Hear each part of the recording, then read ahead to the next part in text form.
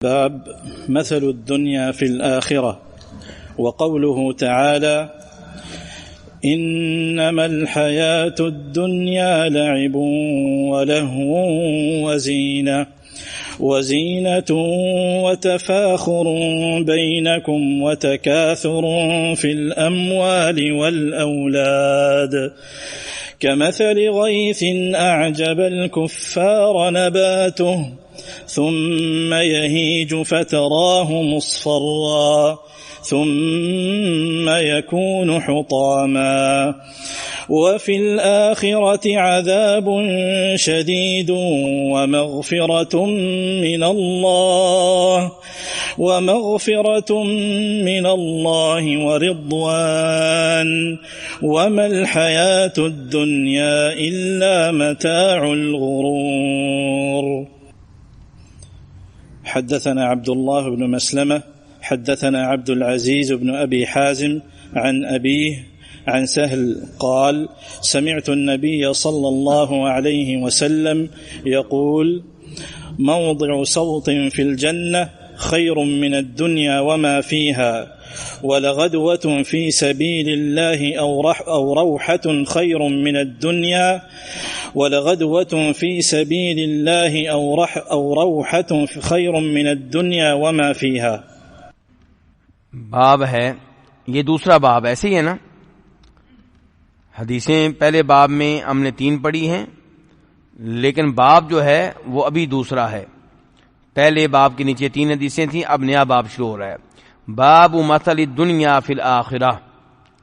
باب اس بارے میں ہے کہ دنیا کی مثال آخرت کے مقابلے میں، یعنی کہ دنیا کی حیثیت آخرت کے مقابلے میں، دنیا کی کیا قیمت ہے آخرت کے مقابلے میں، اس بارے میں یہ باب ہے. دنیا کیا حیثیت رکھتی ہے آخرت کے مقابلے میں. اور اللہ تعالیٰ فرماتے ہیں قرآن حکیم میں: قل متاع الدنیا قلیل. آپ لوگوں کو بتا دیں کہ دنیا کا ساز و سامان یہ تھوڑی سی چیز ہے، آخرت کے مقابلے میں اس کی کوئی حیثیت نہیں ہے. اور ابھی باب مکمل نہیں ہوا.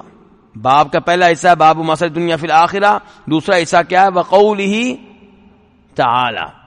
امام بخاری کی یہ خوبی ہے کہ امام بخاری جب باب قائم کرتے ہیں، عنوان قائم کرتے ہیں، تو اس میں کبھی قرآن پاک کی آیت لے آتے ہیں، کبھی کسی صحابی کا قول لے آتے ہیں، اور کبھی نبی علیہ الصلوۃ والسلام کی کوئی اور حدیث ہوتی ہے، اسی کو باب بنا لیتے ہیں، اسی کو ترجمہ بنا لیتے ہیں.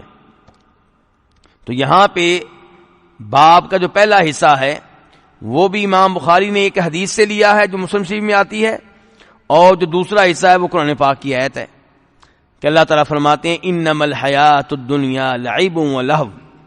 یہ دنیاوی زندگی لعب کیا ہے؟ کھیل ہے، ولہو تماشا ہے. دنیاوی زندگی کیا ہے میرے بھائیو؟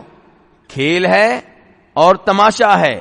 وزینتن، اور یہ زیب و زینت کا نام ہے. وتفاخر بینکم، اور یہ آپس میں ایک دوسرے پہ فخر کرنے کا نام ہے. میرے پاس 3 کوٹھیاں ہیں، میرے پاس 4 کوٹھیاں ہیں، میرے پاس 3 گاڑیاں ہیں، میرے پاس میرے 2 بیٹے ہیں، میری کوٹھی اتنی بڑی ہے، میں نے جب بیٹے کی شادی کی تھی اتنے بکرے ذبح کیے تھے، ہم نے اپنی بیٹی کو جہیز دیا تو اتنا سامان دیا تھا. یہ عورتیں بھی فخر کر رہی ہوتی ہیں. تو دنیا کی یہی حیثیت ہے. دنیا کس چیز کا نام ہے؟ کھیل تماشے کا نام، زیب و زینت کا نام، آپس میں ایک دوسرے پہ فخر کرنے کا نام. وَتَكَاثُرٌ فِي الْأَمْوَالِ وَالْأَوْلَادِ، اور ایک دوسرے سے آگے بڑھنا مال میں اور اولاد میں. اس کا مال اتنا ہے، میرا اس سے زیادہ ہونا چاہیے. اس کے بیٹے اتنے ہیں، میرے اس سے زیادہ ہونے چاہیے. ویسے اب معاملہ الٹ ہو گیا ہے. اولاد کے معاملے میں اب معاملہ کیا ہو گیا جی؟ اب زیادہ اولاد والے سر چھپاتے پھر رہے ہیں. اب زیادہ اولاد والے کیا ہیں جی؟ سر چھپاتے پھر رہے ہیں، سوائے ان کے جن کو اللہ نے دین دیا ہے. وہ تو فخر محسوس کرتے ہیں کہ اللہ کی بہت بڑی نعمت ہے، بس اللہ اس نعمت پہ شکر ادا کرنے کی توفیق دے۔ میرے اپنے الحمدللہ اللہ کے فضل و کرم سے 8 بچے ہیں، اور ایک ماشاءاللہ فوت ہو کر بقی قبرستان میں ہے۔ تو کہنے کا مطلب یہ ہے کہ میں نے کیوں ذکر کیا ہے کہ کوئی شرم نہیں ہے، ہم معاشرے کے ساتھ چلنے والے نہیں ہیں، قرآن و حدیث کے ساتھ چلنے والے ہیں۔ اور قرآن و حدیث کا تقاضا کیا ہے کہ اولاد کم ہونی چاہیے کہ زیادہ ہونی چاہیے؟ تو پھر مکان کہاں سے آئے گا، رزق کہاں سے آئے گا؟ ہر آدمی یہ سوچ رہا ہے، ہمارے ذہنوں میں بات ڈالی جا رہی ہے کہ تمہارا اپنا مکان، اس میں 2 کمرے ہیں، تو بچے کہاں سوئیں گے؟ اچھا، آپ نے 2 کمرے جو آپ کے پاس ہیں یہ ماں کے پیٹ سے لے کر آئے تھے؟ کیوں جی؟ جن 2 کمروں میں آج آپ رہائش اختیار کیے ہوئے ہیں، کیا وہ آپ ماں کے پیٹ سے لے کر آئے تھے؟ کتنے لوگ ہیں جو جب پیدا ہوتے ہیں تو ان کا گھر ایک کمرے پہ مشتمل ہوتا ہے، جب فوت ہوتے ہیں تو اس آدمی کے پاس 20 پلاٹ ہوتے ہیں، اور کتنے ایسے ہیں جو پیدا ہوتے ہیں ان کے پاس 20 پلاٹ ہوتے ہیں، 20 کوٹھیاں ہوتی ہیں، 20 گاڑیاں ہوتی ہیں، فوت ہوتے ہیں تو 0 ہو چکے ہوتے ہیں۔ یاد رکھیے گا، رزق کے خوف سے اولاد نہ لینا یہ بہت بڑا جرم ہے۔ رزق کے خوف سے اولاد نہ لینا یہ عقیدے کے غلط ہونے کی دلیل ہے، یہ اللہ کی قدرت پہ اور اللہ کے رازق ہونے پہ ایمان پختہ نہ ہونے کی دلیل ہے۔ ہاں، اگر کوئی اس لیے وقفہ کرتا ہے کہ پہلا بچہ چھوٹا ہے، اس کو دودھ پینے کا موقع مل جائے، وقفہ کرتا ہے صرف، تو امید ہے کہ اس میں کوئی حرج نہیں ہے، لیکن اولاد بالکل نہ لینا، 2 ہو گیا کافی ہیں جی، بچے 2 ہی اچھے، 3 ہو گئے جی کافی ہیں جی، یا جی لوگ مذاق اڑاتے ہیں جی، یہ ہے جی وہ ہے جی، یہ امور ایک مسلمان کو زیب نہیں دیتے۔ نبی علیہ الصلوۃ والسلام نے ارشاد فرمایا تھا، ایسی لڑکی سے نکاح کرو جس سے بچے زیادہ پیدا ہوں، میں روز قیامت فخریہ طور پہ کہوں گا کہ میری امت سب سے بڑی ہے۔ تو ہمارے نبی کیا چاہتے ہیں صلی اللہ علیہ وسلم کہ ہماری اولاد زیادہ ہو کہ کم ہو جی؟ ہمارے نبی چاہتے ہیں کہ ہماری اولاد زیادہ ہو، اور ہمیں فری میں میڈیسن دی جاتی ہے کہ اولاد کیا ہو جی؟ یہاں پہ آ کے لوگ ہمارے بڑے خیر خواہ بن جاتے ہیں، جو ہمارے بچے موجود ہیں ان کے علاج کے لیے ہم سے کوئی تعاون کریں، نہیں، وہ کوئی تعاون نہیں ہوگا۔ تعاون کس سلسلے میں ہوگا کہ آپ کی اولاد نہ ہو۔ اور اپنے ممالک میں آپ بھی آنکھیں کھلی رکھیں تو آپ بھی کئی دفعہ یہ اعلان پڑھیں گے، میں کئی دفعہ پڑھ چکا ہوں، آج اس ملک کی طرف سے اعلان آ رہا ہے، آج اس ملک کی طرف سے اعلان آ رہا ہے کہ بھئی آبادی کم ہو رہی ہے، نوجوان طبقہ کم ہو رہا ہے، ملک میں صرف بوڑھے باقی رہ گئے ہیں، سہولتیں دی جائیں لوگوں کو تاکہ بچے پیدا کریں۔ اب کہیں پہ اعلان ہو رہا ہے 6 مہینے چھٹی ملے گی، بچہ پیدا کریں، اور کہیں پہ اعلان ہو رہا ہے کہ ساتھ ساتھ باپ کو بھی 6 مہینے مل جائے گی، اور کہیں پہ اعلان ہو رہا ہے کہ اتنے ڈالر آپ کو کیا ملے گا، تعاون ملے گا۔ آپ بچے تو لیں، اپنے ممالک میں وہ انعام دے رہے ہیں بچے پیدا کرنے پہ، اور ہمارے ممالک میں کیا کیا جا رہا ہے؟ ترغیب دی جا رہی کہ بچے کم ہونے چاہیے۔ اور اس کا نقصان پھر کیا ہوتا ہے؟ جب اس معاملے میں زیادہ سختی کی جائے اور کہا جائے کہ بچے کم لینے ہیں، زیادہ نہیں لینے، تو کچھ ممالک میں یہ صورتحال پیدا ہوئی جہاں پہ کہا گیا تھا بچہ صرف 1 لیں گے، کہ جب ان کو پتا چلتا کہ حمل کی شکل میں بچی ہے بچہ نہیں ہے، حمل ضائع کر دیتے تھے۔ اب اس ملک میں بچیاں بہت کم ہیں۔ اب کیا ہوتا ہے؟ لڑکے کو شادی کے لیے لڑکی نہیں مل رہی، اب دائیں بائیں جو ممالک ہیں وہاں سے بچیاں لائی جا رہی ہیں۔ یہ میں چائنا کی بات کر رہا ہوں۔ اگر آپ نے پڑھا ہے، مطالعہ رکھتے ہیں، تو آپ کو بھی شاید پتا ہوگا کہ چائنا میں لڑکیاں لڑکوں کے مقابلے میں کم ہیں۔ اب کیا ہوگا؟ ہر لڑکے کو ایک لڑکی نہیں مل رہی، اب رابطے ہو رہے ہیں انڈونیشیا سے، ملیشیا سے، تھائی لینڈ سے، بلکہ پچھلے دنوں پاکستان سے بھی کافی لڑکیاں لینے کی کوشش کی جا رہی تھی۔ تو یہ صورتحال کہاں پیدا ہوئی؟ جب ہم نے یہ کہا کہ بچہ صرف 1 لینا ہے۔ ایسی کچھ ممالک میں کیا ہے؟ وہاں پہ بچیاں کم ہیں، غریب ملک ہے، میں نے یہ رپورٹ خود پڑھی ایک قابل اعتماد نیوز پیپر میں کہ ایک لڑکی سے 6-7 بھائیوں نے مل کے شادی کی. تصویریں آئی ہوئی تھیں. وہ ملک بھی اردو بھی وہاں بولی جاتی ہے، میں نام نہیں لینا چاہتا. بس اس ملک کے ایک علاقے میں یہ کام ہو رہا ہے، پورے ملک میں نہیں، اس ملک کے ایک علاقے میں کام ہو رہا ہے. یعنی کہ خبر میں بتایا گیا تھا کہ صرف اس گھر کی بات نہیں ہے، کئی گھروں میں یہی کام ہے اس علاقے میں. تو یہ ہوتا ہے جب آپ شریعت کی خلاف ورزی کریں. تو یہاں پہلے کیا صورتحال تھی اللہ نے بتایا. پہلے کیا ہو رہا تھا؟ وَتَكَاثُرٌ فِي الْأَمْوَالِ وَالْأَوْلَادِ، ایک دوسرے سے لوگ آگے بڑھ رہے تھے مال لینے کے معاملے میں، اولاد لینے کے معاملے میں. تو دنیا تو اسی چیز کا نام ہے، اور آج بھی دنیا اسی چیز کا نام ہے. کیوں جی؟ کیا ہے جی؟ کھیل تماشا، زیب و زینت. میری کوٹھی میں یہ ہونا چاہیے، میری گاڑی میں یہ ہونا چاہیے، میرے لباس میں یہ ہونا چاہیے، میرے گھر میں یہ سہولتیں ہونی چاہیے. اور فخر کے نام پہ دنیا لینی تاکہ میں لوگوں پہ فخر کر سکوں. میری گاڑی اتنی مہنگی ہے، میرا گھوڑا اتنا اعلیٰ ہے، میری اونٹنی اتنی اعلیٰ ہے. اور پرانے آج کل گاڑیوں کا معاملہ ہے. وَتَكَاثُرٌ فِي الْأَمْوَالِ وَالْأَوْلَادِ، اور دنیا کا نمبر 1 امیر کون ہے، فلاں ملک کا نمبر 1 امیر کون ہے، فلاں شہر کا نمبر 1 امیر کون ہے.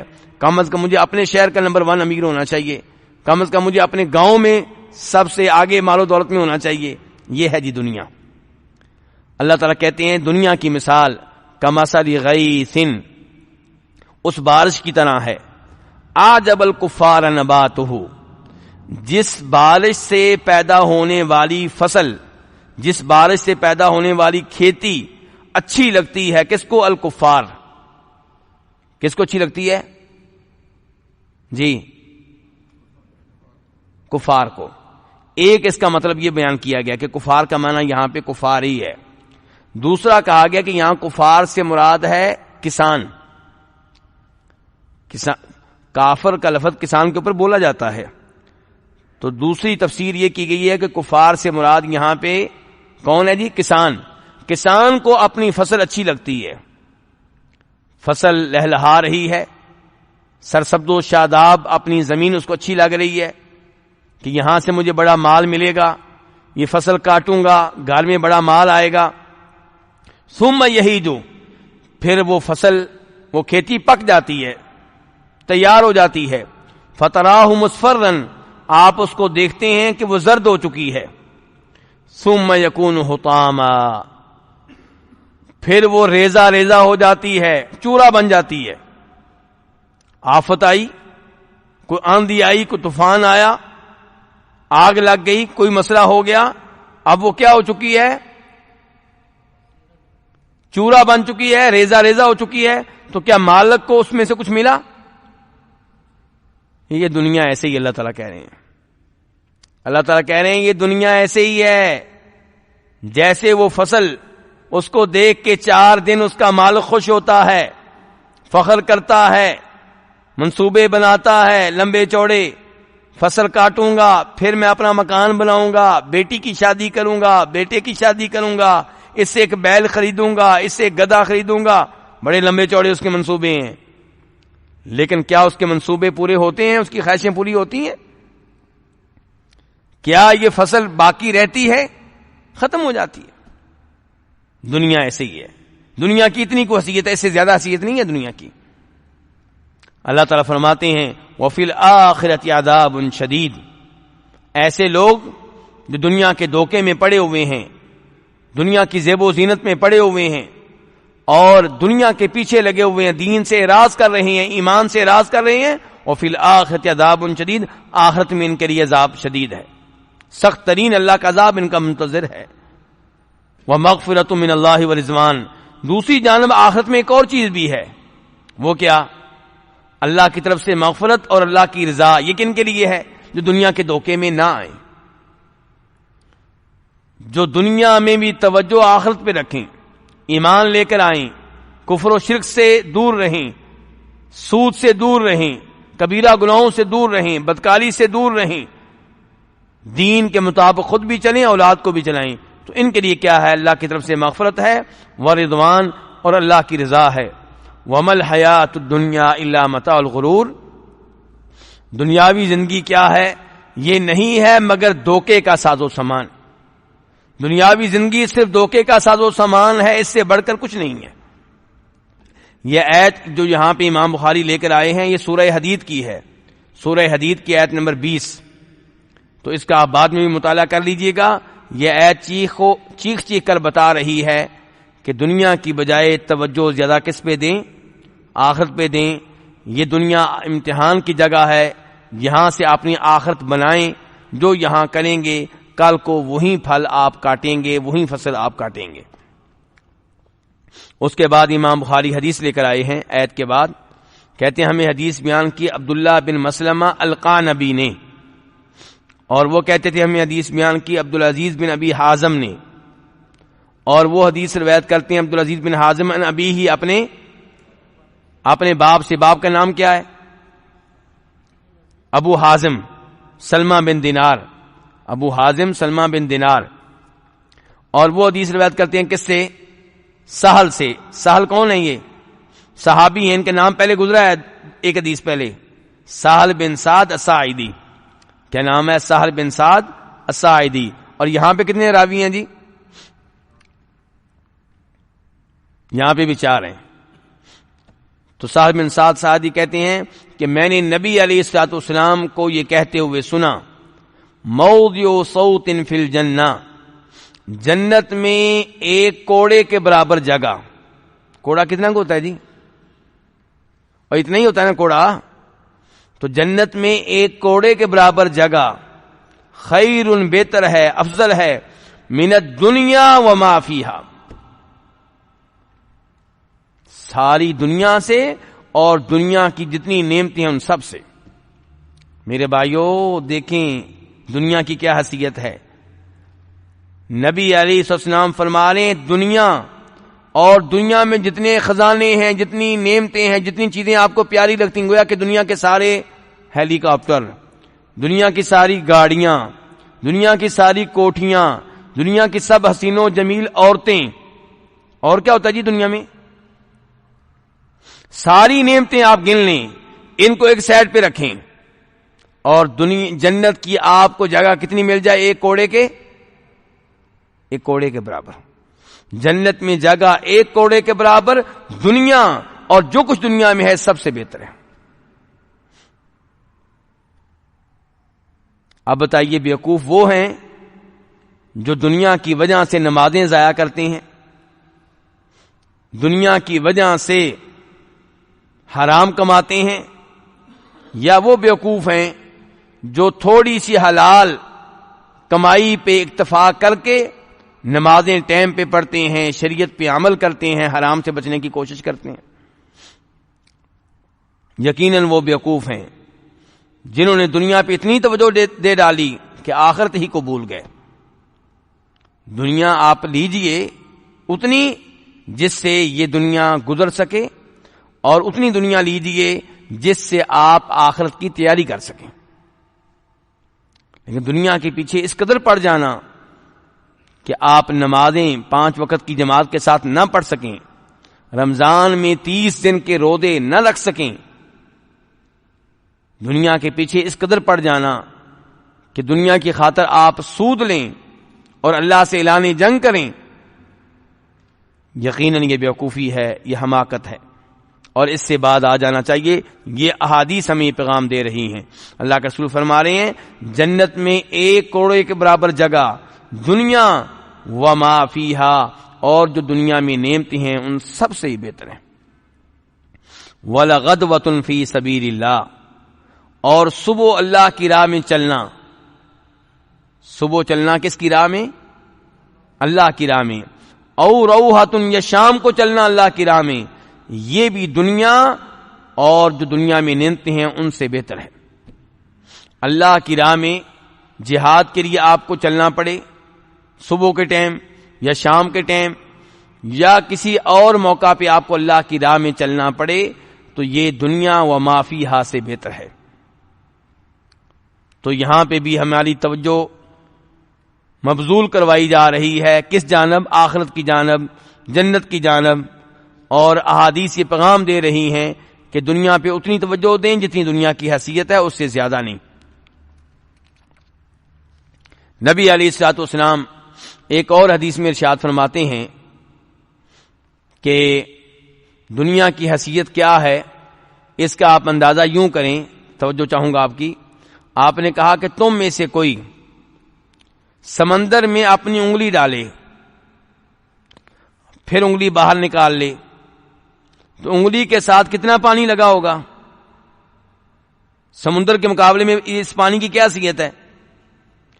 فرمایا نبی علیہ الصلوۃ والسلام نے انگلی کے ساتھ لگے ہوئے پانی کی جو حیثیت سمندر کے پانی کے سامنے ہے، دنیا کی اس سے بھی کم حیثیت ہے آخرت کے سامنے۔